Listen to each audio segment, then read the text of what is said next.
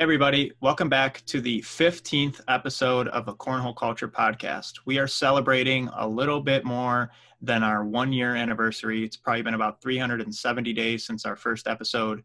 And today we have an episode that is kind of inspired by a question that we got from a fan. Shout out to Berto Cervantes, who asked us, he would like to hear some of the difficulties that you think a majority of players face when coming up through the ranks and how to push through them to get to the next stage and level.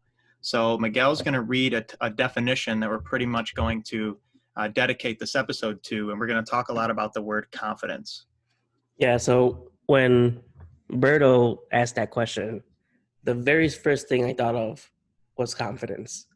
If you don't have confidence in your game and what you do, you're not going to succeed. So I looked up the word confidence, and it says the feeling or belief that one can rely on someone or something, a firm trust. So you need to have confidence in your game. You need to have confidence in yourself. And I looked even further on how to build your confidence. And it says, look what you already achieved. So if a player is a competitive player, what have they achieved in the competitive division? What have they achieved in their backyard? Are they, do they beat everybody back at home in their barbecues? If you do, then when you go to the barbecues with your family, you're very, very confident that you're going to win. So you should feel the same way that you feel in the barbecues going into a real tournament. Now, it's easier said than done, but in order to build, the first thing I thought of to build more confidence in your game is that you have to put the time in and you have to practice.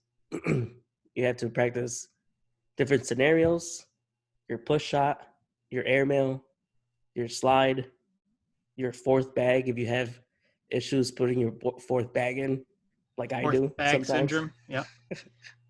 You always put it either, throw a Gorski bag, which is a bag in front of the board, or what we saw in the Vegas National with Damon Dennis and Matt Guy. Mm-hmm. They both threw their fourth bag off the bag. So it's just, you have to practice it. Like practicing is an understatement. Yesterday I went to go practice. I haven't practiced like a real practice in a really, really long time. It's probably been over 4 months since I actually practiced. Hey, boy. Just blind draws is not practice. Going to a blind draw is not practice. You have to practice by yourself or practice with somebody else. But a blind draw doesn't cut it. So when I was practicing yesterday, I was feeling really, really confident. Like I felt like my old self again. Just because I haven't done that in a while. I haven't done, thrown, 15 bags in a row at a blind draw. Now I'm practicing. It's like, okay, like I know I'm able to do it, but I just have to do it. I just have to see it. I have to feel it. And if you don't do that, once you get into a real game, into a real tournament, the only reason why you're not going to be confident about yourself is because you haven't practiced what you should, and you haven't put the time in. Shout out to Vanessa Reyes, because these past 3 weeks, and for the people that don't know, but Vanessa Reyes, she is a competitive player. She used to bowl a lot, and then she found competitive bags about a year and a half ago. So she started playing more and more. She started liking it better than bowling, and now she's playing more bags than she actually bowls. Now she's a very up-and-coming female player from Chicago, which we have quite a bit of, but she would be one of the top or better ones. And she just had the second ever Man Cave Monday female final appearance with Okay. Drew Karasik. So shout out to her and Drew, almost, putting up a fight against Jay and Phil, who ended up taking down the blind draw and, playing the gauntlet 1v1. But Vanessa Reyes made it all the way through one of the toughest tournaments in Chicago. Blind draw, so she got a partner like Drew that she's probably never played with. And, they were able to work with bag choice and chemistry. With Drew arguably being the stronger player, Vanessa hung in there the whole entire tournament and made it through probably 5 or 6 or 7 games to get where she got. So that can't go unnoticed. And there's no such thing as a really weak performance getting to a spot like that in a tournament like that. So Yeah, Vanessa must have stayed confident, and whatever it took, we'd have to ask her. yeah, and I did ask her. I said, "What changed in the past month?" Because she always had a good bag. She always threw it down the middle. She used to choke a lot. She used to get very nervous. Mm-hmm. She started going to smaller blind draws where the level of competition wasn't as good. And she started winning those. She won back-to-back blind draws in a lower level competition, but it built her confidence so much that now she comes with the big boys, with the pros, and she gets all the way to the finals. So That's a great point. So it kind of just goes to show that some people, competitive players, social players, maybe even advanced and pro players, hold very what seem like small things as like a confidence booster. Whether it's a comeback that you had, whether it's a really good win where you felt like you were the underdog, but you and your partner took out a great super team in a blind draw, or you beat a 1v1, or you scored 10 points in a top tier pro as a competitive player, or something like that. Those are the things that you keep near and dear to your heart and you use as fire in the next time that you're up there. Another thing that you could use as confidence is like kind of the idea of playing up to your competition. So your confidence could go up or it could go down when playing against a top tier player. I think generally it goes down because me and Miguel talked about this a little bit before we started the podcast. Like, you quit before it even starts, or you defeat yourself before you even attempt, right? So, you're a competitive player going up against a top tier player, and you just don't give yourself enough credit to think that you really have a chance to win. The very select few of the other side of the spectrum play up to their competition, and because they're playing against a player that they know is not going to miss very much, they kind of lock in a little bit easier. They find something in themselves that gives them a superpower that they didn't know they had. There's both sides of the spectrum. And talking to Berto, Berto seems to be like one of those one of those players that would hold something near and dear to his heart. So Berto, maybe you just need one of those moments, one of those comebacks, one of those wins, one of those, whatever it is, that gives you the confidence to keep pushing. Miguel, you can kind of talk about something that you read, talking yourself up, giving yourself credit, justifying or talking up about yourself, about some of the things that you've done. yeah, I mean, so the other step number 2 in building your confidence, like you said, is think of things that you're good at. So if you're good at the slide, stick with it. If you're good at the airmail, shoot it. Don't be scared. Be confident about it. I've seen so many players hesitate shooting an airmail, either because they don't think they don't think that their partner is gonna want them to shoot it, or because they don't feel confident enough to shoot it. But like, they know they can. So, don't be afraid to do things that you're good at. Everybody has strengths, and if don't be afraid to throw your strengths out there, and keep practicing them and use them in real games. Third step to building confidence is to set some goals. People need to be realistic with their goals. Um, and, really, even when you're practicing, perfect example, Stephen Burnett when he practices, he says he has to hit whatever 200 bags in a row or 200 bags in the hole, and that's his goal. And he's done, or 50 air mails, and then he can't stop practicing until he hits 50 air mails. You have to set goals. If you go to if you go to a blind draw, or if you just practice by yourself, if you don't set yourself a goal, like, how are you measuring yourself? Like, you need to measure yourself, and make sure that you're practicing for a reason. Otherwise, you're not going to get better. You're not going to um, achieve your goal. You're not going to win tournaments if you don't do that. Yep. And you would typically use your past performances as a reference when setting your new goals. So for example, throwing 2 4-baggers in a row, your next goal shouldn't be to throw 4 or 5. It should be to get 3 and then 4. Progressive goals. And that's what Miguel means by like realistic. By I've done this in the past and I'm going to set a benchmark of a little bit higher than that. And I'm going to keep practicing until I get there. One thing that like Bernice I could do, if his goal stayed 50 air mails and only 50 air mails, after he hit 50 air mails 4 times, he never increased the amount of air mails that he needs to hit.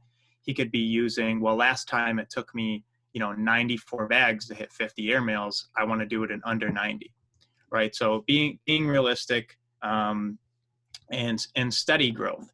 Use for reference how far you've come in the past 6 months, and set a goal how far you want to come in the next 6 months, right? So from 6 months ago to now, I got this much better. From now to 6 months from now, I want to get 1.5 times as good as I got in the last 6 months. By doing that, I'm going to practice 1.5 times more often, whether it's 3 times a week instead of 2 or something like that. And that's how you'll find yourself growing and learning the game, just getting more confident in your ability to throw a normal shot, to throw all the crazy shots that you practice outside, whatever it takes. Yeah, and I want to talk a little bit about bag selection with confidence. I'm not confident in throwing a fast bag. We are not. We are not confident in throwing a fast bag. Um, so do I need to practice with a fast bag? Absolutely, because there's gonna be tournaments where you can't use a slow bag and you have to use a fast bag. And if you are not confident in you throwing that bag, you're gonna keep it going off the back. You're gonna keep going left and right. You're gonna keep going in front of the board. Now, I realized that in the last national, um, after throwing a slower bag, I actually switched back to my fast bag because I've been practicing more with my fast bag. So I was more confident now with a faster bag than a new slow bag. The new slow bag, now I'm breaking in, I'm using more, I know what it's gonna do. But at that time, I didn't know what it was gonna do. I haven't practiced with it, so I was less confident with the slow bag and more confident with the fast bag. And what we did in doubles, we went away from the slow bag and went back to a fast bag because we were more confident with it. Because we Granted, the conditions were slow. slower. So conditions were slower. The normal fast bag, or sorry, the normal slow bag that we were used to throwing was not only as slow as we were used to it, but it was slower than we were used to it. And we used a faster bag that we're not typically comfortable using to kind of balance out the conditions. So being able to adapt and knowing that you're able to adapt by changing bags will boost your confidence. Knowing that, this is not working for me right now, but I do know something that can. And having the idea of, switching to a bag that you used to not be so comfortable with, but you are now, could be the game changer of why, like him and I, did a little bit better after we made that switch to a bag that usually we would never even, consider in normal conditions. Now, where we're from, the board speed is typically pretty fast. So when we say like we're not comfortable throwing a fast bag, it doesn't mean that you put a fast bag in our hand and we can't throw bags in the hole, but it's not the full feeling carpet-like bag that we're used to. Therefore, it's a total different game, and it's okay to practice both. Now, it's also okay to have a favorite or a preference. Most players, top tier players, have a preference. That's why they throw the bag that they throw. I would say that there's very small amount of players that it just absolutely doesn't matter what bag you put in their hand. Because if you're a really line drive, flat, hard thrower, if you put a really fast bag in your hand, you're going to have to change the mechanics that you're used to. Now, changing mechanics is not as easy as adapting to conditions. Changing mechanics is your muscle memory and such. So therefore, it's okay to have a preference in conditions, but the confidence to switch and the knowledge or the having the idea, sparking the idea that you need to switch, maybe it's a better idea to switch, is something that you need to be confident in too. Right. And you have to experience it. You have to experience it. You have to make sure you have more than one bag that you're used to. Mm-hmm. Because as soon as that bag is not working, a bag that you love, and as soon as it's too sticky or something and it's not working, what are you going to do? What are you going to switch to? Yeah. It's the only bag that you want to throw. And sometimes people are stubborn and they keep at it, and they don't succeed. They don't get to the next level. And that's what Berto wants. He wants to get to the next level. He needs to understand that. He needs to understand that you have to make those type of decisions confidently to be able to, get good in this game. I think and I just want to throw this out there because I'm happy about it. And we beat Tom Gustafson and Steven Bernadette in the doubles conference tournament. So that's a little confidence booster. Everybody came up to us like, "Oh, who did you take out?" Or like, "Oh yeah, Steven Bernadette and Tom are out." We're like, and everybody's like, "What? Who took him out?" It's like Miguel and Tyler. Is like, "What? No way! Miguel and Tyler didn't take him out. What?"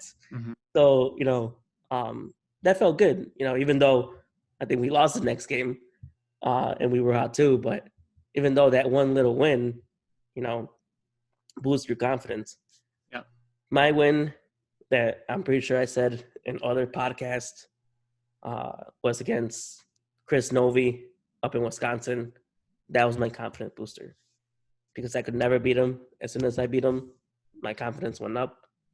And now, ever since then, I felt more and more confident. But again, you have to practice. In order to boost your confidence, you have to practice. You have to practice different shots. You have to practice stepping out, airmail, push. I mean, everything in the book. Because if you don't practice it and then it comes up in a real game, you're not going to be confident to do that shot. What does confidence mean to a competitive cornhole player? Confidence means riding the high, right? So a high would be like just winning your last game on 8 bags in a row and you were down 17-12 and you came back and win. You came back 17-12, you put the last 8 bags in and you're on a high. You're feeling really good about yourself. Your slide shot's going good. Your airmail's feeling okay. Now you don't care who you're playing the next game. As long as you could do the same exact thing that you did the game before, who's on the other side of the board of you is not going to matter because you're feeling good. You've proven to yourself that this is what you're capable of doing. And now you're confident in the idea that you have to do it again and again and again and again, and you don't care who it's against. Yeah, and I think one of the problems that competitive players face or have is that they look at the name, Mm-hmm. the name that's next to you. So if Berto goes against Jay Rubin, automatically he's gonna. Well, I lost already, and if that's your mindset, you're gonna lose. You can't look at the name next to you. Like you have to ignore what they've done in the past. Obviously you have to give them the respect obviously they're great cornhole players, but you have to feel confident in yourself to do what you do on the boards, and it all comes down to practice. I mean, it's just can't say it enough. Like, I heard Jamie Graham throws whatever 400 bags a day or whatever it is. Um, these top players are out there grinding every single day and throwing bags in the hole every single day, and they put 2-3 hours in a day, you know, getting that confidence in, getting those reps in. That's if you don't have the time to do that, then be happy with fourth or fifth place, Sure. and just that be realistic. You know, it's going to be almost impossible to get to their level if you don't have their time. So Unless you are Matt Sorrells and you have so much time to practice that you get tired of practicing, so you get a job selling cars at a Cadillac dealership. Shout out to Matt. Yep. So we gave you guys a lot of ways to be confident. The win that you have, the comeback that you have, the sick airmail drag that you hit the game before. What you have to do with that confidence is ride the confidence wave, ride the high. That's what you can take from this episode and apply the next thing that happens to you that makes you feel good about yourself. Ride the high, take the confidence that comes with it, put it in your back pocket, and use it as needed. Sometimes you'll need it in a really close game, in a tense situation. You're feeling like, I really, really have to hit the shot. The nerves start kicking in. Remember the time that you hit that shot. Right. And, remember there's other ways to get confidence. Go to a lower level blind draw. Mm-hmm. Go to your buddy's backyard and get a group of 4 and beat them up in bags. I mean, whatever it is to get it, do it. Although, be nice to the lower tier players. Be nice to the lower tier players for sure. I mean, beat them 21-0, but you want to feel that confidence in you. You want to feel that nobody in this backyard is going to beat me.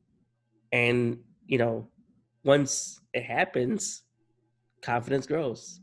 Once you win a blind draw, confidence grows. Confidence is not going to be an overnight thing.